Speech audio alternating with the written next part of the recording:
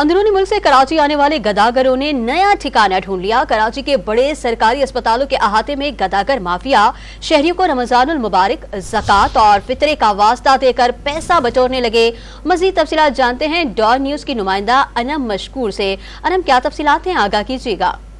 जी बिल्कुल, कराची के तमाम सरकारी अस्पतालों में इस वक्त गदागर माफिया सरगर्म है। न सिर्फ वो जो वहाँ पे आने वाले अफराद हैं उनसे ओपीडी की लाइंस में लग के उनके पैसे वसूल करते हैं, बल्कि उनसे ज़कात और फितरात भी उनसे मांग रहे हैं। अक्सर डॉक्टर्स ने ये भी कंप्लेंट की है कि यहाँ पे बहुत सारे लोग ऐसे भी हैं जो जाली मेडिकल रिपोर्ट्स लेके खड़े हो जाते हैं और कहते हैं कि हमारे पास इलाज के पैसे नहीं है, और जब उन रिपोर्ट्स को देखा जाता है तो वो कई साल पुरानी होती हैं। तो ये माफिया है, सरगर्म है। तकरीबन तमाम ही बड़े अस्पतालों के बाहर ये रश देखने में आया है। इनमें बच्चे बड़े सभी शामिल हैं, जो कि रमजानुल मुबारक में खास तौर पर सरगर्म है और ज़कात और फितरात के लिए आवाम से अपील कर रहे हैं। लोगों ने, शहरियों ने, खास तौर पर मरीजों के साथ जो तिमारतदार आते हैं, उन्होंने अपील की है इंतजामिया से कि किसी तरीके से इनके खिलाफ एक ऑपरेशन करके इन्हें खत्म किया जाए, ताकि सरकारी अस्पतालों में वो बआसानी अपना इलाज करवा सके। अनम मशकूर हमें तफसीलात से आगाह कर रही थी। अनम, आपका शुक्रिया।